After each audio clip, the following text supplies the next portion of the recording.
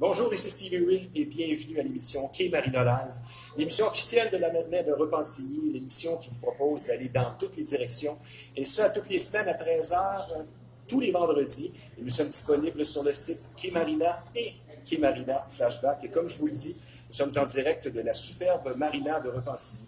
Nous allons clôturer, comme à chaque semaine, l'émission avec l'éditorial sur le CH. Mais mon premier invité, on lui donne toute la place aujourd'hui. Il n'y a qu'un seul invité à l'émission. C'est un homme de passion. Tous l'aiment. Et ceux qui le connaissent savent que c'est bien plus qu'un analyste vedette de la télé en baseball. Je vous présente Roger Brulotte.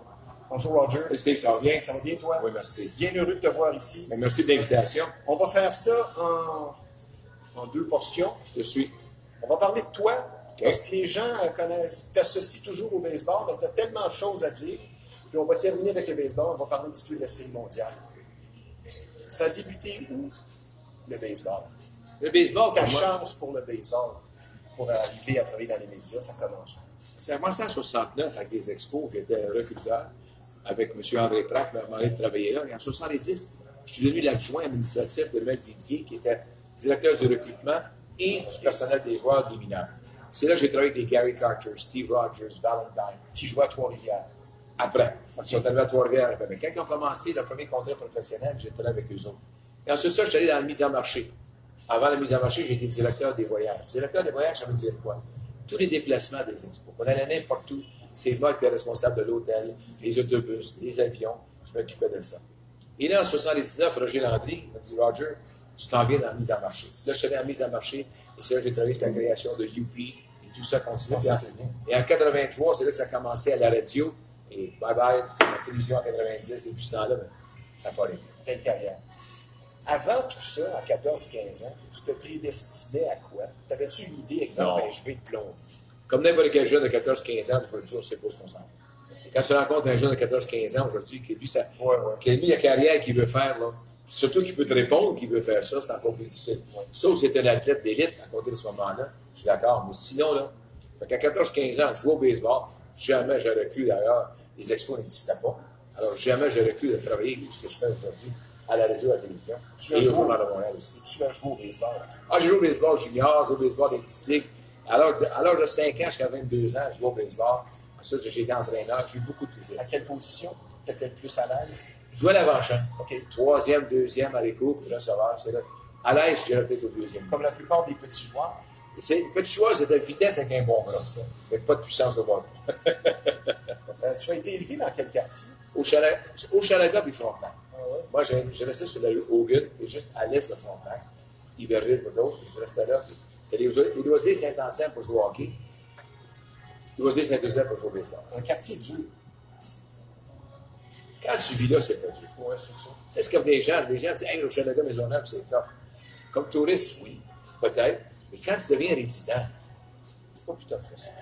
D'où ça vient, ça? Bye bye, elle est partie. C'est pas bye-bye, c'est bonsoir. Oui, bonsoir, c'est pas grave. Mais on est le matin, c'est pas grave. Oh, oui. Mais bonsoir est parti. Je faisais mon premier match avec Jacques Bousset OK. à San Diego en après-midi. Les expos sont au bâton, on frappe un coup de circuit. J'ai dit bonsoir, elle est partie. Jacques, il dit Roger, on est 3 heures l'après-midi. C'était pas prémédité. Ah, ben non, spontané. Spontané. D'ailleurs, quand je fais une déclaration spectaculaire, de fun, c'est jamais prémédité. Il faut que ça soit spontané. Oui, c'est ça. Parce que si c'est pas spontané, ça te donne quoi? Alors, mon coup de circuit, Jacques dit Roger, il est 3 heures l'après-midi. J'ai dit oui, mais quelque part dans le monde, je suis sûr que certain qu'on est en soirée. Fait qu'on a pas le salé, puis ça restait là. Ah, c'est bien. Y a-t-il eu un moment où tu as eu un choix à faire? As-tu eu d'autres opportunités, exemple au hockey? Oui, Scotty Bowman disait que je me rejoigne à l'équipe, à l'époque le Canadien, comme directeur des voyages. Ah oui. Et j'ai dit, Scotty, je suis bien. Là, ce qui était l'entraîneur-chef, Scotty, moi, des amis de longue date, il m'a demandé si je dois faire le travail de Canadien, puis j'avais dit. Je ne regrette pas. J'ai eu des chances ailleurs, Pittsburgh, Philadelphie, qui m'avaient laissé sous-entendre sur les travailler là-bas, mais j'étais bien bon. Donc, tu as côtoyé Scotty Bowman, qui était tout un monsieur. Ah, mais Scotty, c'est un raconteur d'histoire, et c'est un gars qui s'informe continuellement. Tu rencontres Scotty Bowman, lui, il te pose la question sur quelqu'un. Il y a toute une mémoire. Bien différent de ce qu'il montrait derrière le banc. Mais comme la majorité des entraîneurs, derrière le banc, tu es là comme t'es là pour T'as une diriger. fonction. Tu as une fonction, tu as des joueurs que tu dois diriger. Alors, c'est sûr et certain, tu ne vas pas être le même gars si, comment je pourrais dire ça, tu es avec le gars, il est fun, mais Quand il est derrière un banc, il n'a pas gagné. Et il a gagné. Ah, il a gagné plus qu'une fois. 9. Dans la vie de tous les jours, je sais que tu as plusieurs passions. Tu aimes beaucoup la musique. J'aime la musique et le cinéma. Est-ce que tu chantes encore? Ah, des parties. Oui. On n'a pas le choix. Si je commence à chanter. Après quelques bières? J'ai jamais pris un verre d'alcool de ma vie. Jamais? J'ai jamais goûté un verre de vin de ma vie. J'ai jamais goûté une bière de ma Est-ce vie. qu'il y a une raison? Non, je n'ai pas goûté. Je n'ai jamais essayé. Ça m'a jamais. Ça ne t'intéresse pas. Encore aujourd'hui. Et la cigarette? Et je suis. Encore. Moi, ma mère a dit fume pas, bois pas, tu vas être grand. Ça n'a pas fonctionné. Oui, c'est comme mon celui. Et dans tout ça, j'ai fait des commerciaux pour 3 bières. Ah oui. O'Keeffe, Molson et Laval. T'as un bon menteur, finalement? Non, jamais vendu le produit. C'est ça. Ça, je leur disais toujours. On n'avait pas de prendre un verre, ça, je n'avais pas. Mais il y avait un sketch qui était autour, justement. Il y en a un que j'ai fait avec Bernard Geoffrion. L'autre, j'ai fait avec pour Martin. Budweiser? Là, c'était Miller's Light dans le temps. Ah oui, c'est ça. Et après ça, avec Laval, j'ai fait ça avec Martin Tringlé. Alors, c'était fun. Puis Molson, j'ai fait avec un gars d'un dépanneur. C'était fun. Est-ce que tes goûts musicaux ont changé avec l'âge? Est-ce que la musique que tu écoutais, disons, à 18 ans, es-tu resté nostalgique? Moi, je vais dis écouter toujours- la musique, exemple, de Dean Martin. Non, je n'écoute plus ça. Ok. Disons que je dis toujours en vieillissant, là, ton cadran de la radio, il s'en va de plus en plus vers la droite. Oui, c'est bien dit. Quand tu vieillis, là, quand tu es jeune, c'est à gauche. Des postes de dentiste. Et là, quand tu t'en vas vers la droite, là, tu commences à gagner. Mais moi, je suis un amateur de musique, mais encore la musique aujourd'hui, j'adore ça. Et c'est pour ça, hein, je suis entouré de jeunes. Des jeunes joueurs de baseball, des jeunes joueurs de baseball professionnels. Alors, des chansons, là, c'est ça. Ben, je me rappelle du Ghetto Turbina et son gros boombox. Ah, ben oui. Les 4 ou 5 chaînes à l'entrée du festival des expos, ça en était presque intimidant pour un journaliste. Je l'ai vécu grâce à toi. Puis, je vais dire que la musique était forte. Mais moi, la musique, j'aime bien ça. Ça soit n'importe quelle musique, il faut que tu t'ajustes. Tu n'as pas le choix. Quelle est la plus belle voix d'homme de tous les temps à ton goût? Pavarotti. Tu n'as pas le droit de dire Elvis. Luciano Pavarotti. Ah oui, ça c'est. C'est pas la plus belle voix. Oui, oui. Tu en écoutes? Régulièrement. Le dimanche matin. Le dimanche matin, c'est mes matins d'opéra que je regarde. Que personne ne peut me déranger. Là, je fais jouer ça bien fort chez moi et j'écoute ça. C'est musique classique le dimanche matin. Et ça, je fais ça depuis l'âge de 15 ans. Ça fait quelques années. À peine 5 ans. À peine 5 ans. La plus belle voix de femme maintenant? Mais les voix de femmes, ça va toujours par goût. Ça Oui, dépend. selon ton goût. Moi, j'aime bien Céline. Oui. J'aime bien la musique de Céline sans aucun doute. Céline me donne de la musique que j'aime. Elle me donne de la musique qui est disco un peu, de la musique qui est balade. Moi, j'aime bien ça. Puis après Céline? Parce que Céline, c'est la réponse d'à peu près tout le monde. Doit en avoir Ginette très bon. Barbara Streisand? Ah ben oui, je parlais des francophones. Oui. Puis dans l'anglophone? Streisand, c'est un de mes meilleurs, sans aucun doute.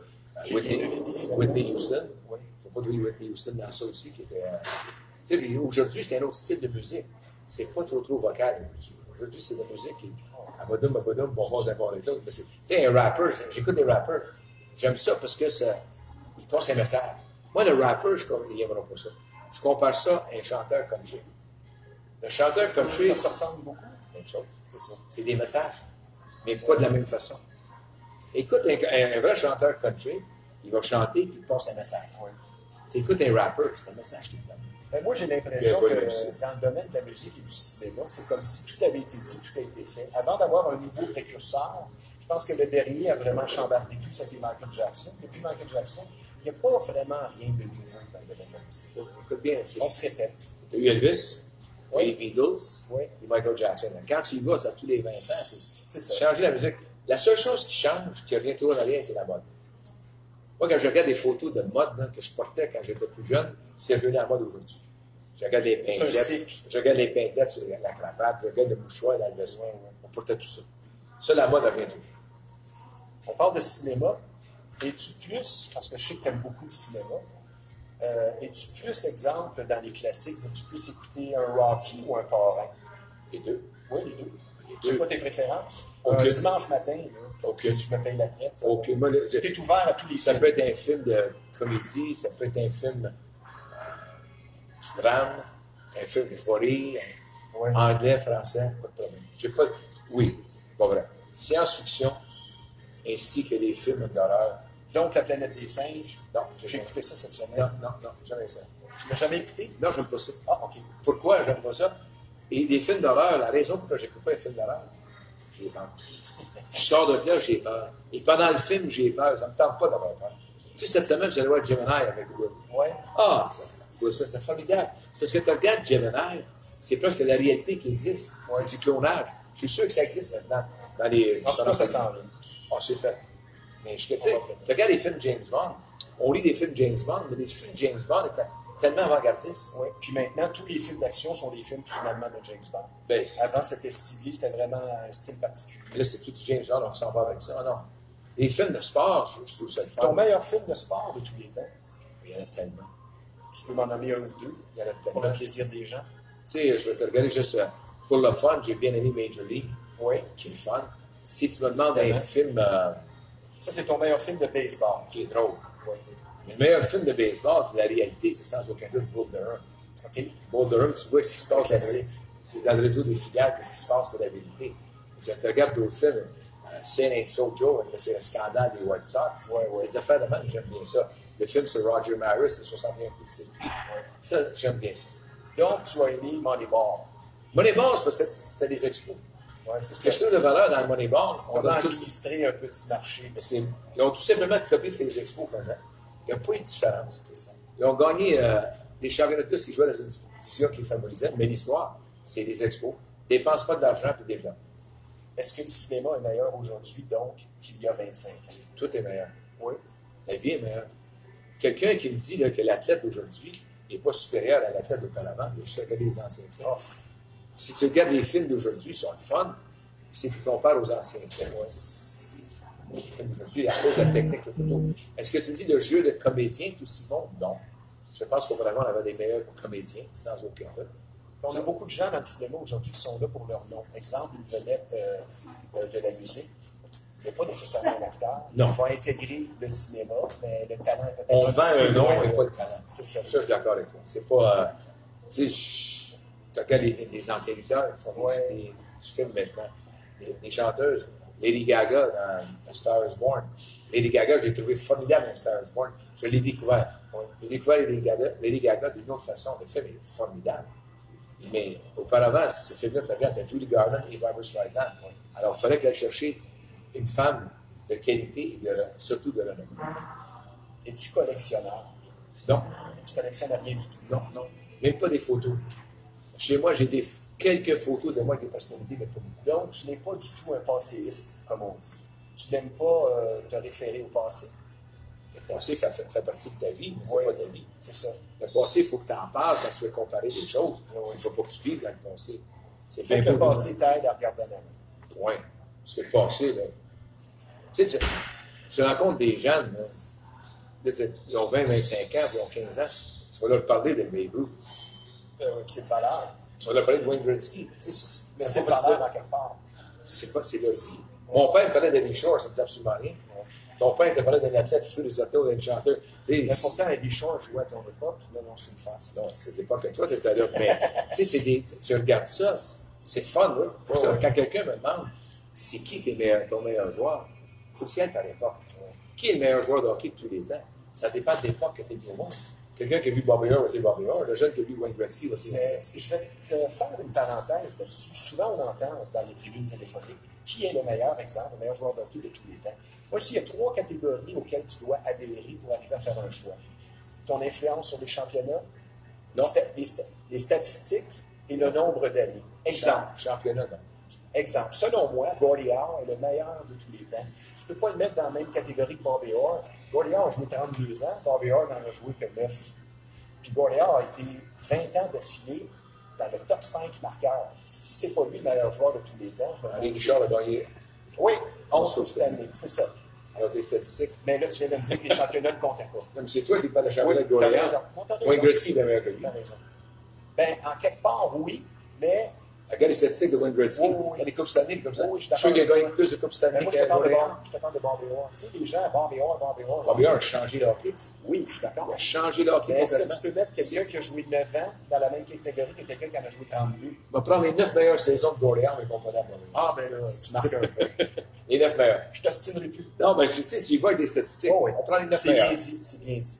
Est-ce que tu aimes voyager? Je crois que oui. Ah, ben, j'ai voyagé beaucoup. Oui. J'ai fait. Les derniers voyages que tu as faits, qui t'ont marqué, disons, des régions que tu as bien aimées. Mais tu sais, je suis allé au Japon, je suis allé au Portugal, je suis allé en Italie.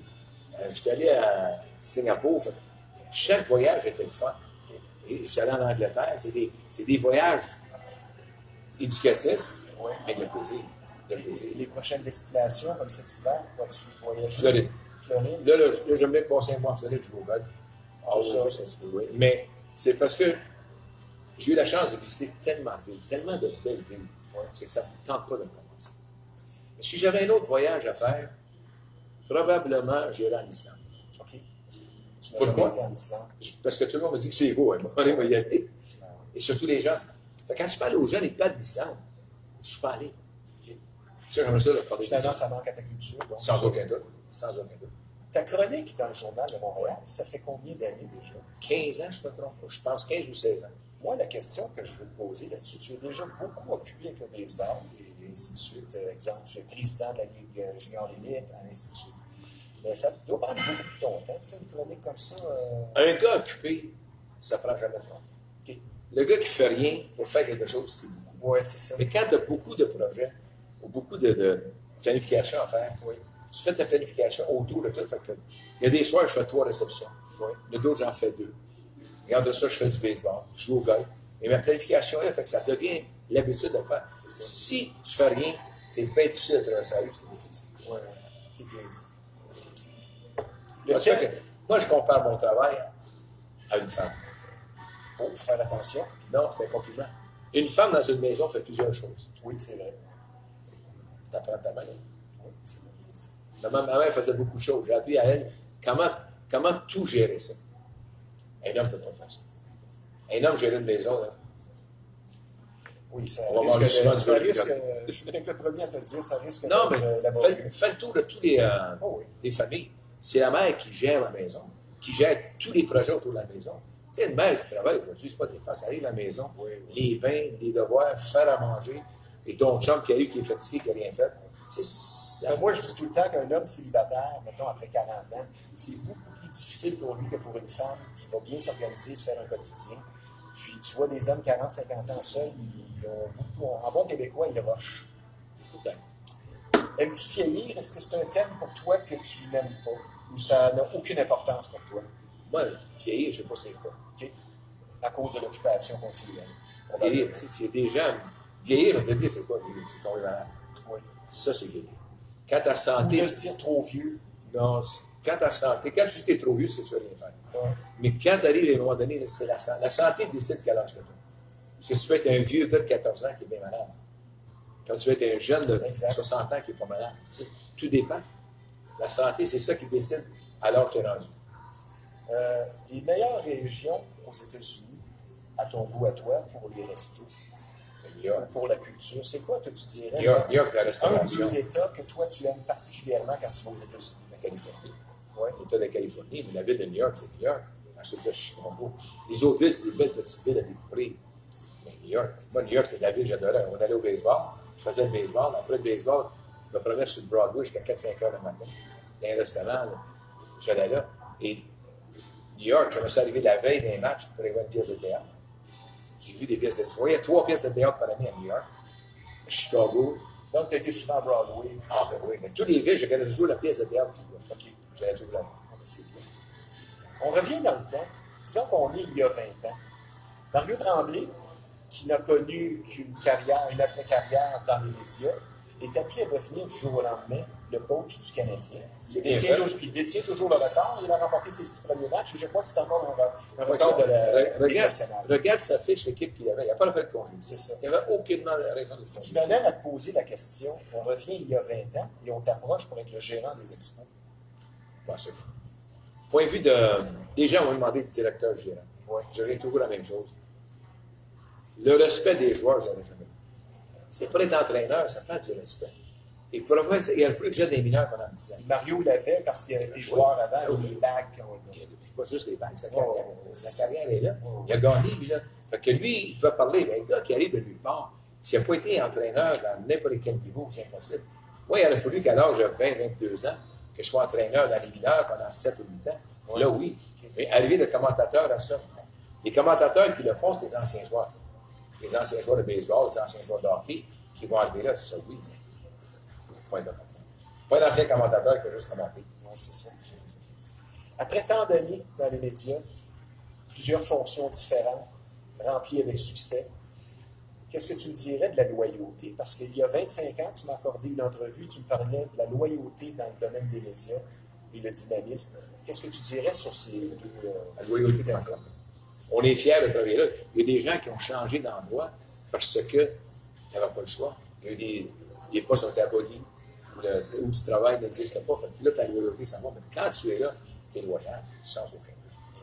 Sans aucun doute. D'autres passions qu'on ne connaît pas de Roger Brulotte dans la vie de tous les jours ou dans l'off-season? La passion du cinéma et des pièces de théâtre, ça, j'attends. Ça, c'est ta première. Je dirais oui.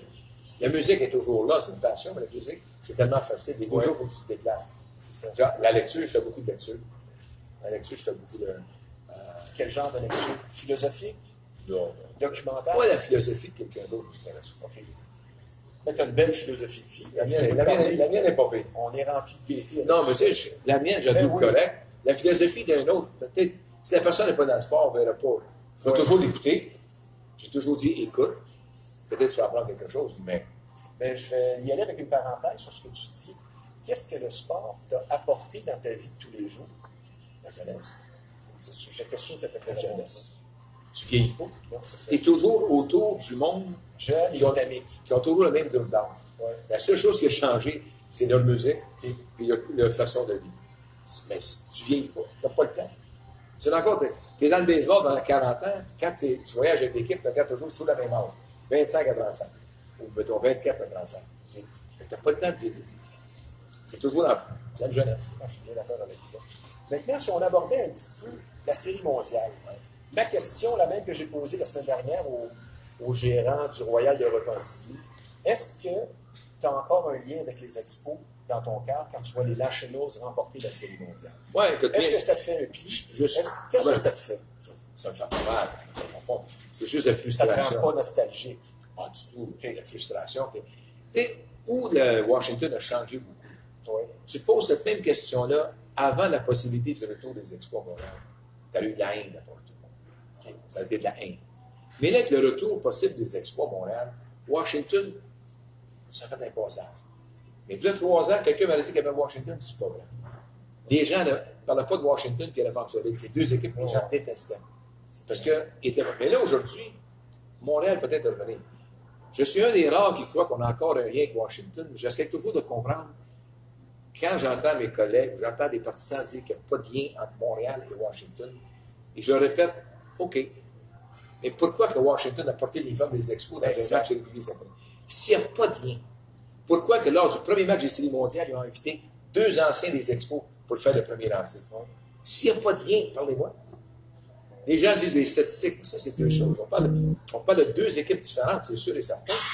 Mais le lien. Le gérant est un ancien expo. Le premier but est un ancien expo. C'est tout. Tu fais le tour, là. L'histoire est là. Ouais. C'est sûr, les gens disent, oui, ils n'ont pas regardé les statistiques. Mais tu ne peux pas regarder les statistiques, c'est 2 équipes différentes. J'aurais aimé que Gary soit encore parmi nous pour assister à tout ça.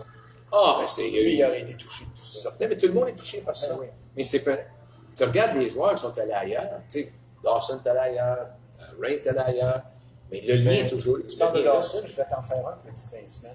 Une carte de Dawson dans l'uniforme des Cubs. Les Cubs! Numéro 8. Une carte de Gary dans l'uniforme des Mets. Les 2 numéro 8. Là, si je te fais pas de pincement, genre. Ah, ben non. Quand tu vois ces deux-là, veux pas. Dawson, c'est encore un de mes grands amis, tout comme Gary Carter l'a été. As-tu toujours autant mal au genou? André s'est opéré presque tous les 2 ans. Je pense qu'il est rendu à 11 ou 12 opérations. C'est le Bobby Orr du baseball. Même chose, mais la médecine de l'époque. La médecine de l'époque. Tu sais, tout à l'heure, je parlais de Bobby Orr, juste pour revenir sur Bobby Orr. Est-ce que tu parles de médecine? Tu peux me relancer encore sur non, je vais te montrer jusqu'à quel point il était bon. 2 championnats des marqueurs comme défenseur. Le seul défenseur à avoir fait 100 points en une saison. Oui, mais 2 championnats des marqueurs. 100 passes. Meilleur marqueur. Oui, meilleur marqueur de l'année. En 70 et en 75. 2 fois. Il subit une opération au genou. Oui. Il ne joue pas pendant 1 an. Okay. Il y a la Coupe du Monde en 76. Oui. Il choisit de jouer par excellence. Puis il jouait sur un genou. Ça fait 2 ans que le gars n'a pas joué. Oh, ouais. Puis là, il joue avec les meilleurs au monde, qui choisit de jouer par excellence. Un de mes plus beaux souvenirs de hockey, justement, cette fameuse Coupe Canada. Quand tu dis que sur la 4e ligne, tu avais un trio formé de Perrault, Dionne, Bobby Orr. Oui. Alors, c'est pour ça que quand tu regardes tu vas toujours tirer par époque. Quand tu vas par époque, parce que c'est plus facile. Parce que l'athlète d'aujourd'hui, lorsqu'il se blesse, il revient plus fort. L'athlète, il y a 30 ans, lorsqu'il revenait, il était plus faible. La médecine? C'est ça. La médecine. Auparavant, tu arrivais à monter ouvrir le genou. Tu ne peux pas marcher pendant 6 mois. Là, aujourd'hui, tu opères, dans 2 semaines, tu commences. Je me donne une plus belle preuve. Tu vas à l'hôpital, l'Institut de cardiologie de Montréal. Ben oui. On t'opère à cœur ouvert, puis le lendemain, tu marches. Oh! C'est vrai. Ça, la médecine a tellement changé. Est-ce qu'on se rappellera de cette série mondiale-là sur une décision dans le 7e match d'avoir retiré le lanceur? Chaque série mondiale a une histoire. Toi, ça serait quoi cette année, ton histoire, en une ou deux phrases? Aucune équipe n'a gagné à domicile. Oui, hein? C'est Ça, spécial. ça, on va en parler tout le long. Ceux qui parlent de l'avantage du terrain, moi je crois qu'au baseball, l'avantage du terrain est marqué beaucoup plus qu'au hockey. Au baseball, parce que tu as donné présence au bâton. Oui, puis tu joues 6 et 7 à domicile. Si Oui, tu es dans la c'est nationale, d'accord avec là, toi, aussi, le frappeur, mais il ne faut pas le t'oublier. DH, puis tout ça. Il ne faut pas que tu oublies surtout, c'est que quand tu regardes, ta dernière présence au bâton t'appartient toujours. Fait que le gars peut marquer 3 points d'avance, mais tu as une chance de venir. Au hockey, dans la dernière minute, 3 points en arrière, on n'a pas de chance. C'est pas fini tant que c'est pas fini. Ah non, ça c'est Yogi Berra, le seul et unique qui dit ça. Donc, pour toi, ça a été une belle série mondiale. Est-ce que on peut Pas faire... une belle série mondiale. Non, Non, pas parce tant que ça. il y a eu trop de matchs avec des différences incroyables. Oui, ça c'est vrai. Mais 7 à 1, c'est plate. Mais tu as eu de bons matchs. Oui. Tu as eu de bons. Tes 6e et 7e, c'est spécial. Je vais faire un lien, tu me diras si tu es d'accord. Les Blues de Saint-Louis sont 31e au mois de janvier, se mettent à gagner jusqu'à la fin, remportent la Coupe Stanley. Les Nationals au mois de mai sont 19-31. Il se passe quelque chose dans l'équipe, peut-être une réunion d'équipe, ils battent et remportent la série mondiale. Est-ce que tu y vois un lien? Point de vue momentum? Oui et non. Okay. Non, parce que Washington a gagné avec le même gérant. Okay. Tandis que Saint-Louis a congédié son gérant. Ouais. Fait que les autres ont changé, ont provoqué. Tandis que Washington, les autres sont mis ensemble pour gagner. Mais si tu vas sur l'autre côté du lien, sans aucun doute, les deux pires équipes qui se retrouvent là. Oui. Et c'est spécial de voir un ancien bagarreur devenir l'entraîneur des champions de la Coupe Stanley. Ça prouve que tout le monde peut connaître son hockey. Même toi. Tu vas me complexer. As-tu déjà pleuré devant un championnat qui t'a touché? Lequel championnat auquel tu as assisté t'a touché le plus si tu n'as pas pleuré? 81, quand les Expos ont éliminé. Ça t'a... Écoutez, on t'a un lancé de la sûr. série mondiale. Ben oui. Un. C'est comme le gars qui a une chance de gagner 60 millions, il manque un chiffre. As-tu croisé Rick Monday en Ah ben part oui. après? Rick Monday, c'est le gars qui a frappé le coup de circuit de la victoire en 1981. Mais jusqu'à la fin de sa carrière avec les Dodgers, à chaque fois qu'il arrivait aux douanes à Montréal, des fois, il filait pour rien, il donnait un peu plus de problèmes. Les gens n'ont pas oublié ça. Les gens de cette époque-là. Et les jeunes d'aujourd'hui, ils l'apprennent, ils l'ont pas vécu, mais ils apprennent c'est quoi. Jusqu'à quel point les expos te manquent? Et dans Moi, de j'appelle quelle ça- façon? Parce que moi, je restais proche du stade pour aller voir le plus de matchs possible. Moi, c'est au niveau de l'assistance des matchs. Toi, c'était ton travail. Non, c'est pas un travail. Un gars qui fait du sport travaille. Non, c'est ça, mais je veux dire, tu sais, c'était ta fonction dans la vie. Les expos qui quittent, ben, c'est un drame. Toi, tu vis ça encore 15 ans après, de quelle façon? Je compare ça à Jean Coutu, M. Jean Coutu, Ouais. qui a vendu sa compagnie pour des millions. OK. On s'appelle ça un deuil des Tu te promènes, tu le vois. Tu le vois. C'est comme Walking Dead, l'émission. Ils sont là. Ils sont là, mais... Regarde l'émission Walking Dead, là, il y a les deux, eux. C'est ça que ça me fait penser.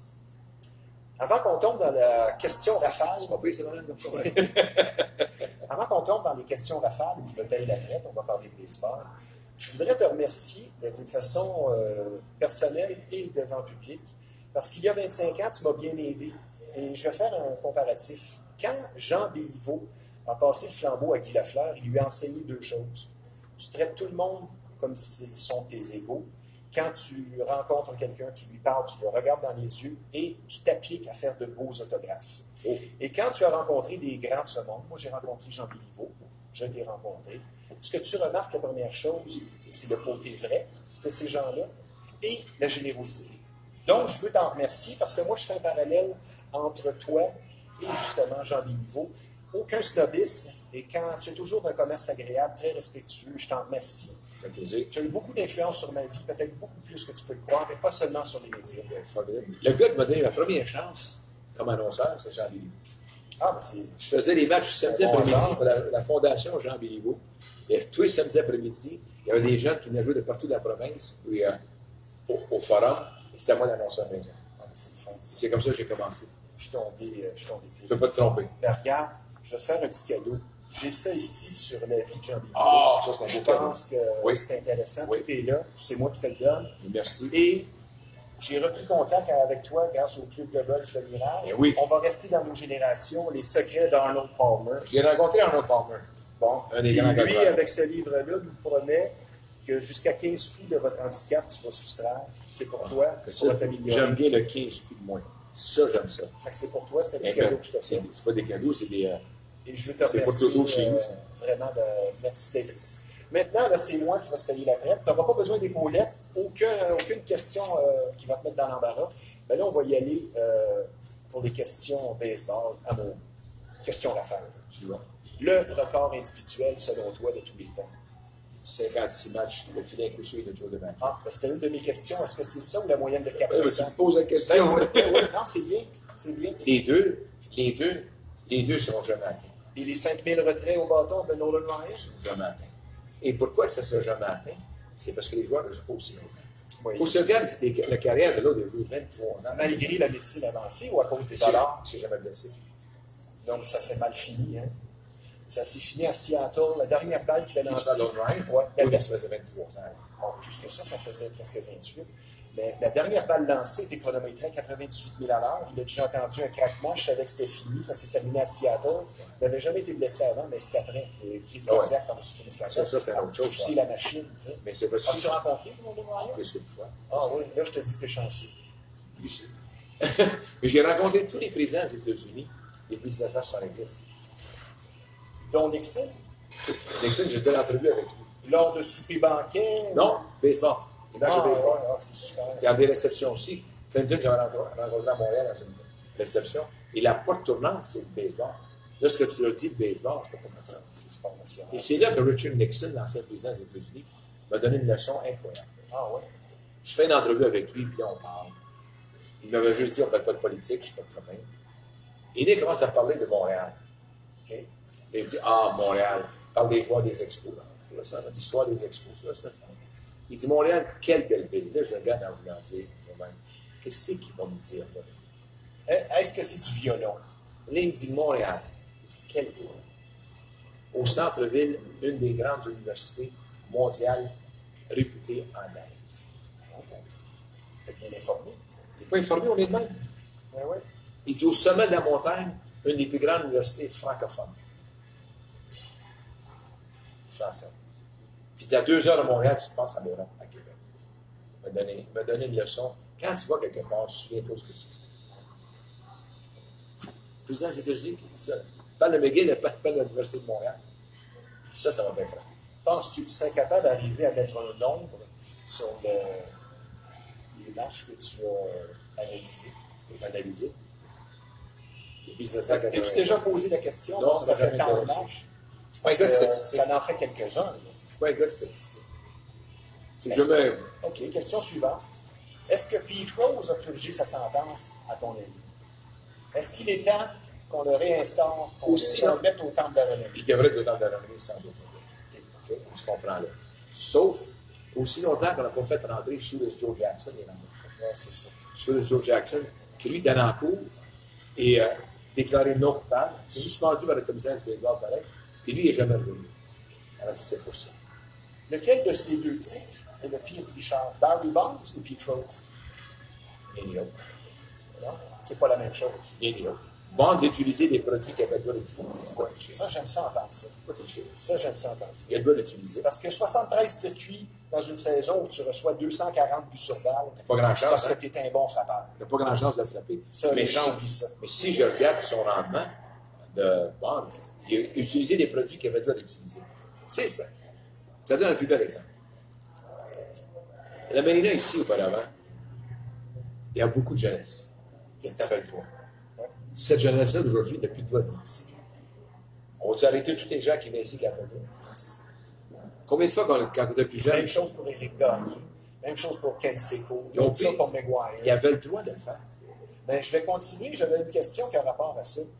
Fabriquer un point n'est plus à la mode. Est-ce qu'on est encore dans l'ère, finalement, post-Canseco, c'est-à-dire on est encore dans les circuits? Oui, c'est pour ça que le baseball laisse à désirer le temps de jeu. Okay. Le temps de jeu du baseball, présentement, c'est pas compliqué. Retrait sur 3 prises, but sur balle, coup de circuit. Ouais. Coup de circuit, le gars, il en frappe 30, 40. Okay. Ça, c'est 40 sur 600 présences au bâton. Okay. Là, on est rendu à 540 présences, il n'a pas fait grand-chose. Il va chercher 100 buts sur balle. Okay? Il va chercher peut-être une autre centaine de buts. Alors, tu as 300 fois que c'est plat. Ouais. Sans retrait sur 3 prises, là, c'est du plat. Ouais. Et ce que je Fait remarque, que sur 600 présences, c'est pas bon. ce que je remarque aussi, c'est que les joueurs costauds, c'est pas à la mode. Beaucoup de joueurs maigrichons. Ce que j'ai hâte que le baseball va faire, le baseball doit prendre des entraîneurs de golf. Okay. Et pourquoi je dis ça? Regarde les entraîneurs de golf avec le swing de baseball d'aujourd'hui. Ouais. L'élan de baseball aujourd'hui, c'est que tu laisses tomber ton épaule et tu retrousses la balle. Tu fais quoi avec le faire? Il laisse tomber son épaule, il retrousse la balle. Ouais. C'est ça qu'on a besoin. Maintenant, on va laisser les... Il y a des gens qui vont dire, il est malade. Mais regardez quand les joueurs frappent maintenant, ils retroussent. Un golfeur fait quoi? Il retrousse. Donc, ça te prend un joueur, si tu regardes les golfeurs, ils ne sont pas costauds, Ouais. mais le conditionnement physique est incroyable. Si vous doutez du conditionnement physique d'un golfeur, allez voir les tournois de golf, là, suivez le gars. Vous allez voir que ça marche. Parce que là, maintenant, le joueur se dirige le plus rapidement possible à sa balle pour analyser son coup. Ouais.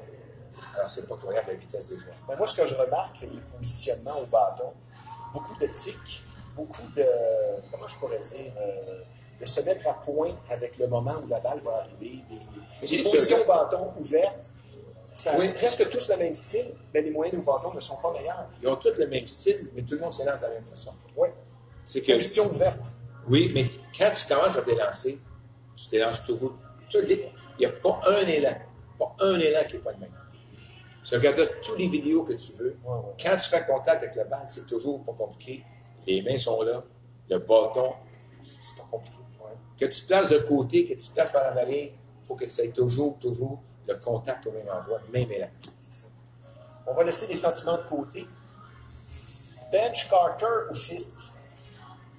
Bench. Oui. Bench est le meilleur C'est receveur. honnête. Bench est le meilleur receveur de tous les temps. Carter est supérieur à Carlton Fisk, mais pas Johnny Bench. Qui veux-tu comme premier frappeur, Reigns ou Ricky Henderson? Henderson, à cause de ses coups de circuit et ses vues Lead-off au moment. et ses buts volés.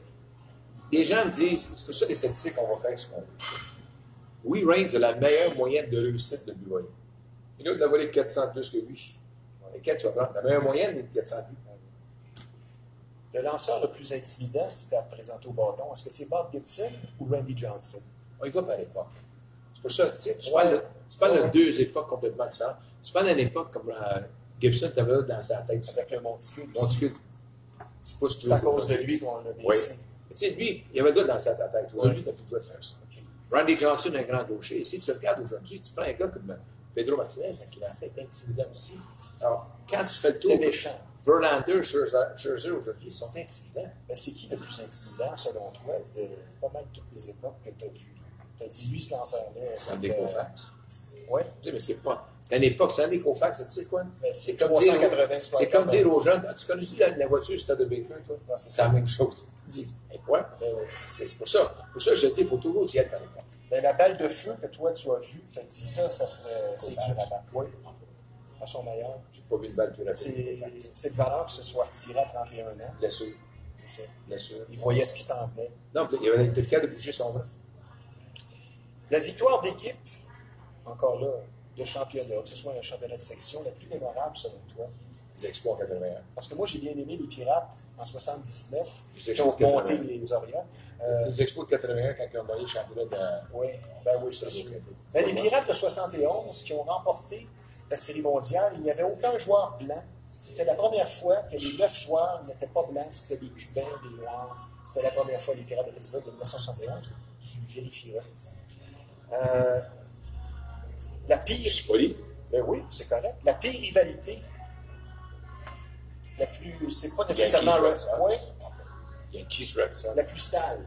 Où tout est Yankees perdu. Red Sox. Oui, ça n'a Sans pas aucun changé. doute. Le match le plus fou auxquels tu as assisté dans ta carrière? Les Expos gagnaient 14-2, ils ont gagné 17-14 avec le point égalisateur sur le début. Ils ont gagné 17-15 contre les Cubs de Chicago avec le point égalisateur au deuxième. Dans les années 80? Ouais. Ça, c'était le. Pour moi, là, je décrivais ce match-là. Ah oui? Ça, c'était le début. T'avais mal à la gorge après? Pas fou, hein. Elle est partie plusieurs fois. Ah, incroyable. On va rester dans la même époque. D'un côté, on a 740 coups de circuit, et de l'autre côté, on a une moyenne en carrière de 367. Babe Ruth ou Ty Cobb? Babe Ruth. Oui, pour quelle raison? D'ailleurs, Oui, point produit, coup sûr, longue balle. bon lanceur. Il fait gagner Cy Young. Incroyable. Es-tu d'accord avec un athlète comme Al Oliver qui se fait retirer du dernier match, le gérant était Bill Burton, pour conserver sa moyenne de 300? L'inverse qu'avait fait Ted Williams, qui avait dit « Je vais jouer mon dernier match, puis je crois que c'était un programme pour finir à 400. » Non, moi je suis d'accord avec les gars. Oui? Pourquoi je vais te donner la Tu ne chance? trouves pas ça antisportif? Non? OK, moi je crois pas ça. Moi, le gars joue, puis moi je suis bien d'accord. Tu es là pour le gagner. Viens me chercher les autres matchs. Tu as trouvé quoi? Ton deuxième, si tu t'es battu avec le gars toute l'année, OK. Mais le gars, il est de nulle part. Tu es là pour gagner le championnat. C'est ça. Quand tu gagnes le championnat, c'est pas écrit à Stélé que j'ai manqué le dernier match. Il a pu manquer un match avant ça. Il a pu manquer le match de la veille. Pas de différence. Le joueur le plus weird que tu as soit côtoyé Billy. ou vu, Billy. pas Mark Fidrich qui parlait là-bas? Non, Billy. C'est vraiment Billy? Ah, Billy. Qui joue toujours au baseball. Encore aujourd'hui, Billy, 70 ans, puis il joue encore au baseball. Au Vermont, je crois. Non, il voyage partout aux États-Unis. OK. Ah, il joue. Ah, pas Billy, c'est le gars. Tu jases avec Billy, là, c'est tellement. La question à 100 $, y a-t-il trop d'argent dans le sport? Non. Non? Tu es d'accord avec le contrat de Bryce Harper? Mais je vais te poser une question. Oui, vas-y. On va inverser les rôles. Si tu vas chercher des revenus de 500 000, millions, 500 millions, tu dois payer. C'est vrai. On ne peut pas dire le contraire. Contrat de télévision, hein. S'ils sont assez fous pour payer, c'est. C'est pas. Non, non, c'est parce que si tu donnes Ben, pas c'est au joueur, calculé. qui va l'avoir là? Oh, oui, c'est ça. Oh, oui, les propriétaires, puis les réseaux, puis tout ça. Ton problème, c'est pas les joueurs, c'est les réseaux payent. Les réseaux payent pour ça. Fait que l'argent, je dis toujours, tu vas voir un chanteur, une chanteuse, tu payes selon le chanteur. Moi, je vais aller chanter, je vais chanter même une chanson d'Elvis, je n'aurai pas de prix. Est-ce que tu chantes du Elvis en Je passant? chante du Elvis. C'est sûr que ça. C'est. Ah, j'aimerais ça Les entendre ça. Beatles, Tu vas les chanter à Adlib, je crois, une fois. J'ai chanté à plusieurs places. Oui, c'est ça. bien le fun. Est-ce que Connie Mack, qui a été 50 ans le coach des Aces de Philadelphie, soit de 1900 à 1950, pourrait être considéré comme le meilleur gérant de tous les temps, même si je sais que tu n'aimes pas qu'on mette les mecs Il était propriétaire. C'est la raison. Le dernier aussi a porté le À Cravate, je suis là. C'est le propriétaire de l'équipe. Fait que quand tu es propriétaire de l'équipe, tu veux faire ce que tu veux. D'ailleurs, le règlement a changé avec Ted Turner qui est brave d'Atlanta. Ted Turner qui est parti du réseau CNN, tout ça. À un moment donné, il a décidé de gérer un match. Et c'est là que le commissaire a sorti le règlement. Un propriétaire ne peut plus gérer un match. Le dernier joueur gérant, c'était Pete Rose. Oui. C'est ça, hein? Ton gérant favori de tous les temps? C'est ça, Philippe Pierre et Dick Williams. Oui, pour leurs compétences. Sans aucun doute. Leur compétence et leur passion. Peut-être Philippe est mon meilleur choix. Ton joueur favori de tous les temps? Là, on ne parle pas du meilleur, on dit favori. Je vais te poser la question après, quand tu es au meilleur. C'est encore pareil.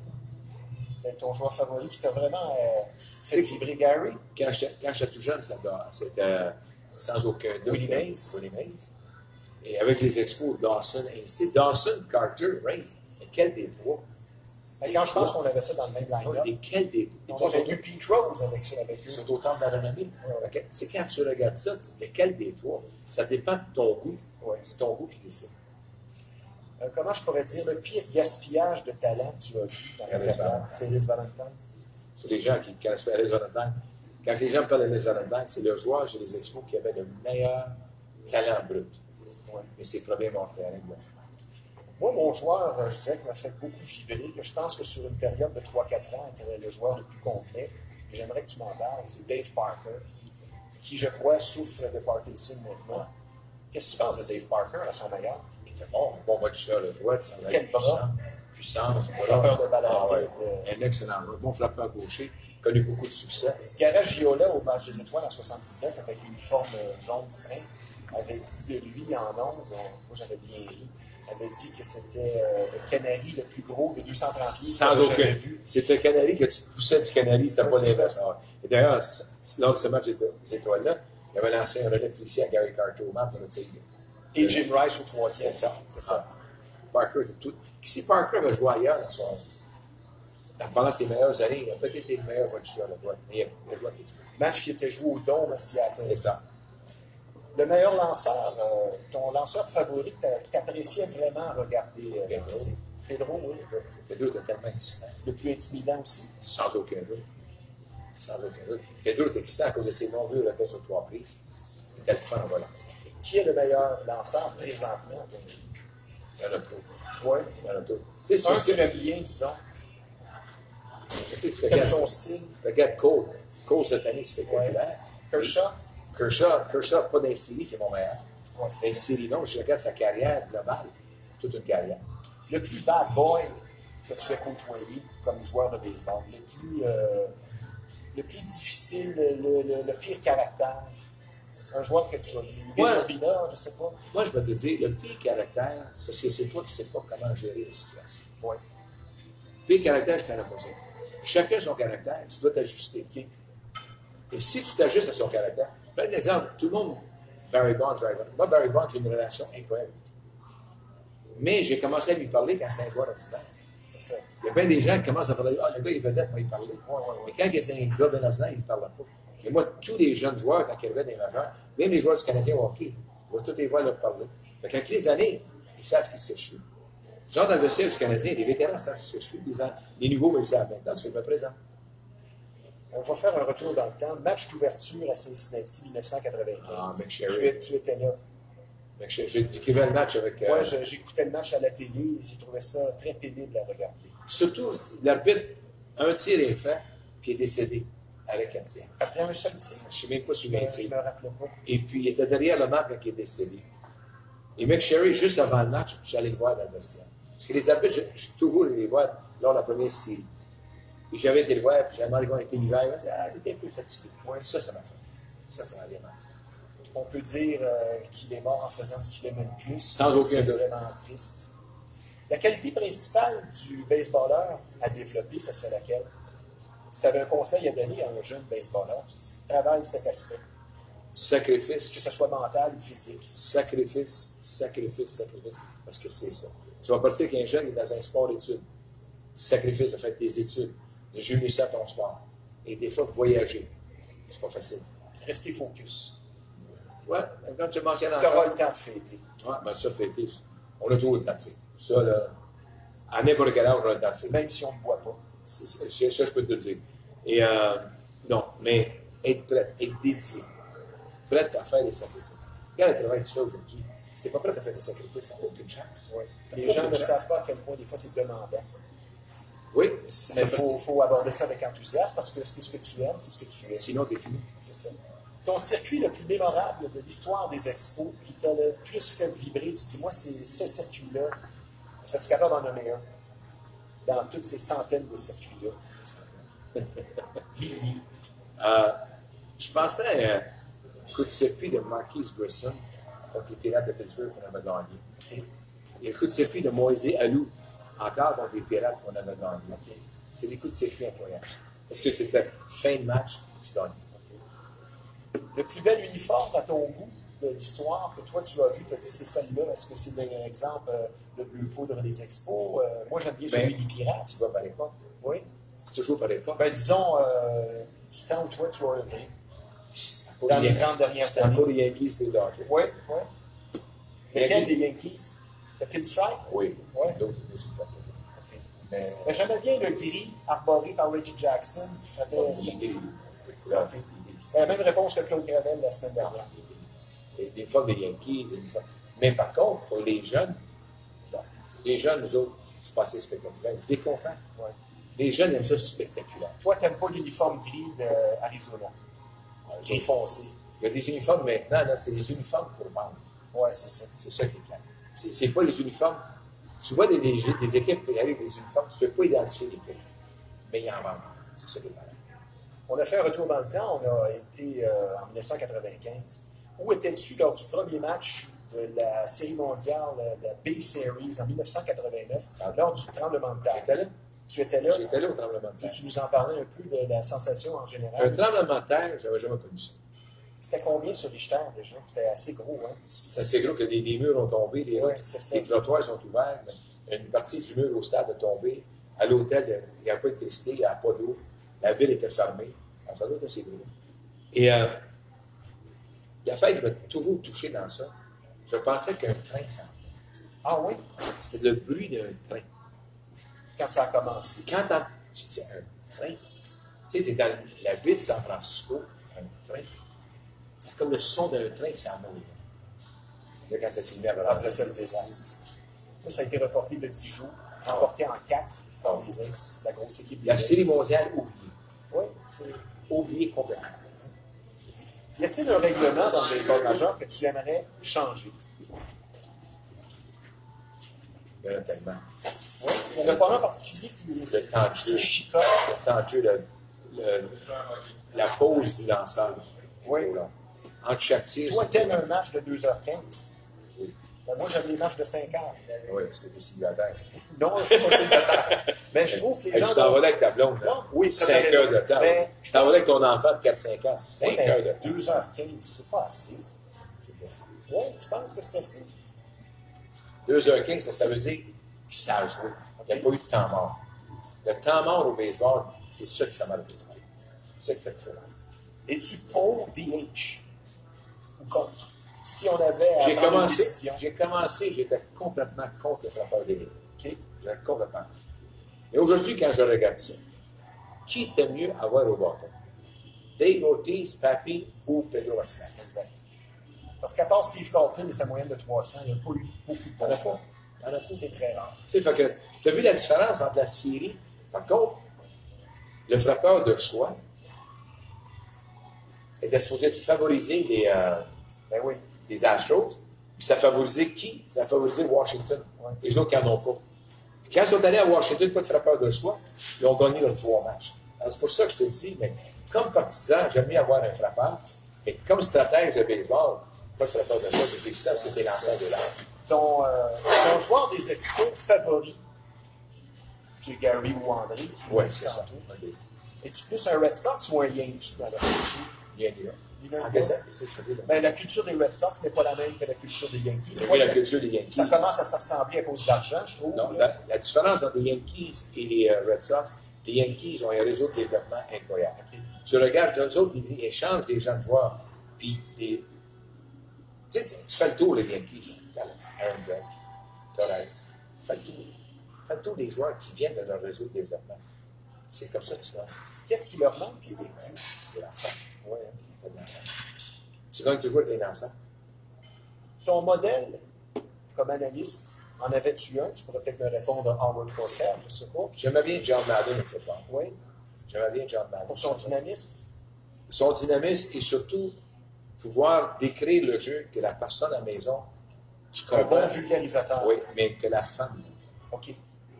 Lorsque tu expliques un jeu et que la femme et un enfant puissent comprendre ton explication, tu as gagné. Si la femme ne comprend pas, tu n'as pas fait de problème.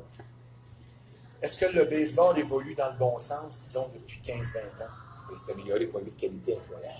Donc, la qualité de jeu, tu regardes les lanceurs, tu regardes les frappeurs, tout s'est amélioré. Il faut juste améliorer le temps de jeu. Une fois qu'on va améliorer le temps de jeu, ça va être meilleur. Pour ou contre les stats avancées depuis que ce phénomène-là? Mais les stats avancées, c'est dans- des gens incompétents qui sont créés des jobs. C'est un peu ça. Parce que on parle de tout ça, on a toujours eu ça. Moi, je dis aussi, un gérant ne sait pas que le gars, il frappe la balle au champ droit 9 fois sur 10, bel et voir. Moi, ce que... Tu Oui, sais, continue. tu regardes l'exemple, là. Tu as vu un gérant qui a utilisé des statistiques avancées qui s'appelle Hinch avec Oui, AJ Hinch. Houston a fait quoi? Ils ont perdu. L'autre a géré, il a gagné. L'autre, il a enlevé Donc, avec Greinke. son intuition. L'autre a dit les L'autre est trop statistiques. mathématique. Il est rendu à temps de lancer, il est temps qu'on débarque. Oui, c'est ça. Est-ce que ça va le suivre? Tout ça. Ah, ben, le sens, Ouais. c'est jour. Le sens, Lui, c'est il est jour. persona non grata à Houston, tu penses? Présentement? Ouvertement, non, mais tout à l'heure, tout le monde dit que c'est sa faute. Moi, ce que j'aime du baseball, contrairement à d'autres sports, peut-être le football, c'est un peu ça, c'est que le baseball, c'est toujours une balle, un bâton, t'es crampon. Ça n'a pas tellement changé. Tandis qu'au hockey, tu regardes les gardiens, puis c'est des bonhommes Michelin. Ah. Ça, j'aime moins ça. Qu'est-ce que tu me dirais là-dessus? Et les balles sont plus vivantes, les bâtons sont grands. Ouais. Penses-tu qu'il se passe quelque chose avec les balles qu'on ne nous a pas dit? Non. Non? Tu n'es pas conspirationniste là-dessus? À chaque année, c'est le même. Oui, c'est ça. Chaque année. À chaque année, c'est le même. T'sais, je regarde Verlander. Il a donné le plus grand nombre de coups de circuit dans un 20 ans. Ouais. Il y a 300 retraits sur 3 prises. La balle n'est pas si vivante que ça. Ouais, c'est ça. Elle n'est pas si vivante que ça. Est-ce que les Rays à Montréal, dans un partage de matchs à domicile, ça fonctionnera? Sans aucun doute. Oui. Je ne verrais pas pourquoi pas. Tu es d'accord avec ça aussi? Moi, C'est je- mieux que rien. Mais ça première des choses, c'est mieux que rien, sans aucun doute. Et deuxième chose, c'est le plus beau temps de l'année qu'on ait du baseball à Montréal. Oui. On va être choyé. Est-ce que ça va toujours être garde partagée? Ça, je ne sais pas. Je ne peux pas commencer. On a presque fini, ça n'a pas trop fait mal jusqu'à Bien été, présent. bien été. Dick Williams ou Buck Rogers? Tu as déjà répondu tantôt. Donc, Dick Williams est meilleur que Buck Ouais. Rogers. Oui, c'est ça. Moins populaire. Parce que Dick Williams, c'est un peu un Scotty Bowman. Deux époques différentes. Oui. L'autre, tu as eu les années 80, pas de pression pour gagner. Mais Dick, le monde oublie, du 79, 80, 81, gagné les courses de championnat. Bon, oui. Mais je vais rester dans la même époque. Je vais te dire mon gérant favori, Tony La Russa ou Lou Pinella. La Rousseau a eu plus de succès. Ouais. Là, ça se ressemble. Peut-être Pinella un peu plus Plus excité. spectaculaire. Ouais. Mais deux bons gérants de l'époque, sans aucun. Tu as un 7e match à entreprendre. Est-ce que tu confies la balle à Steve Carlton ou Sandy Koufax? Koufax. Oui, sans aucun doute. J'ai répondu ça tout de suite. Oui, c'est bien. Koufax. Et en relève, on va mélanger peut-être un petit peu les époques. Qu'est-ce que Rory tu prends? Federer. Ah oui, Eckersley, Lee Smith, puis je veux que tu me parles d'Haroldis Chapman. Comment on fait pour lancer chaque balle à 100 000 à l'heure? La puissance. C'est là que tu vois comment le sport est T'as évolué. beau être puissant, là, c'est fou. C'est comme ça que le sport est évolué aussi. Mais ça balle à 100 000. Je dis toujours, ça balle à 100 000 à l'heure. Oui, Si elle ne bouge pas, les joueurs la frappent. ouais, c'est ça. Tu as vu le documentaire Fastball? Ben oui. Puis dans l'analyse qu'ils font, c'est que dépasser 92-93 000 à l'heure, c'est trop vite pour l'œil et le cerveau. Mais je me dis, la balle, elle rentre à 106. Tabarouette, t'as beau être un bon frappeur. Mais, encore une fois, où je ne suis pas d'accord avec ce reportage-là, ils se font frapper pareil. Ouais, c'est ça. Fait que si c'est trop vite pour le cerveau, ça veut dire qu'à toi, il faut que tu fasses à 100 000 à l'heure, on ne peut pas se frapper à la balle. C'est des belles statistiques. Roger, en terminant, Oui. un mot sur la saison qui va suivre en 2020. Est-ce que tu vois une équipe favorite? Mais encore une fois, C'est difficile à répondre. oui, parce qu'il y a trop de changements qui vont se faire. C'est ça. Il faut que tu regardes des changements. Tu peux dire que Houston, c'est fini, parce que les équipes des séries mondiales, ils ne répètent pas. Oui. Il y a juste San Francisco, mais l'année suivante, je ne pense pas qu'il va y avoir Washington ni les Archers. Mais La saison est trop longue. d'atteindre la finale, la C'est série beaucoup. mondiale, 2 fois en 3 ans, c'est Ouais. bon pour le public de Houston. Comme San Francisco, qui a gagné 3 à 5 ans, c'est mondial. Ça a été un plaisir. Moi aussi, ça fait plaisir. Ça n'a pas été trop difficile. Là, je te laisse parler du Canadien. Ben, je vais plugger un ou deux, puis après ça, on va y aller avec les Canadiens. Je te remercie. C'est bon. Très gentil. Merci. On va se reprendre. Merci de temps. Puis, Tu t'es as très bien préparé. gentil. Tu as bien préparé. Tu as beaucoup de classe, Roger, je dois le dire. Passion. Les gens qui ne te connaissent pas, Passion. c'est la première chose auquel je pense quand je pense à toi. Merci Merci. beaucoup, Au Roger. plaisir. Bonne journée. Merci. Je vous parle maintenant avec fierté de Apptronic qui s'est joint comme nouveau partenaire ici à Quai Marina Live la semaine dernière. Donc, nous avons un chroniqueur DJ vedette qui est venu présenter certains produits la semaine dernière, plutôt il y a 2 semaines, Benoît Finet, qui sera avec nous d'ici 2 ou 3 semaines pour faire des suggestions sur le temps de Noël. C'est un endroit incomparable. Tout le monde passe par la rue Sherbrooke au 11 990. C'est du choix. Ça n'a aucun sens le choix qu'il peut y avoir chez Apptronic à Sherbrooke. Et puis, le service est personnalisé, des conseils judicieux. Tout ce qu'il y a en électronique, vous allez trouver le dernier cri. Comme je vous le dis, c'est bien situé. Apptronic, où le service est sympathique. On va parler un petit peu du Canadien, qui a connu une semaine, disons, peu mouvementée. On a essayé de mettre un peu d'émotion en insérant Ryan Poehling samedi contre Dallas. Ça n'a pas marché dans une défaite de 4-1. Le Canadien est présentement 9e, et c'est à peu près ça que je vous avais dit au début de l'année. Il va finir 9e, va lutter pour la 8e position. Et à l'interne, on essaie de faire peut-être une compétition entre les 3 jeunes centres, mais je ne suis pas sûr que ce soit très bon. Et le fait de parler de mettre Kotkaniemi dans les mineurs. Ça, je pense que ça serait peut-être bon, mais pas nécessaire, puisque la gestion des jeunes pour le Canadien de Montréal, c'est un problème depuis quelques années. Et espérons qu'ils ne vont pas le brûler comme on l'a fait avec Galchenyuk. Contre Boston, bonne décision de Claude Julien en fin de match quand il a contesté le but. Ça a été peut-être un tournant dans ce match et je dirais que ça a été la meilleure partie de la saison. Tout y était, beaucoup d'actions, des buts. Et je suis vraiment d'accord avec l'attitude du public quand on a souligné les 1500 matchs joués de Zdeno Chara, parce que c'est le genre de joueur qu'on haït, mais qu'on respecte et qu'on prendrait demain matin dans notre équipe. Il a bien mérité son ovation. Contre les Flyers, hier, on a été chercher un point, mais ça, on parle d'un match de 4 points, puisqu'on va lutter avec les Flyers jusqu'à la toute fin pour essayer de finir 8e ou 7e. Et selon les pronostics, ça va prendre 100 points cette année pour atteindre la 8e position. J'ai bien aimé Claude Julien qui a dit à ses joueurs de ne pas s'asseoir sur leur succès à l'entraînement d'hier. En avantage numérique, c'est difficile. Encore hier, 0-5. Et ça l'est encore plus en désavantage. Hier, 6 pénalités contre le Canadien.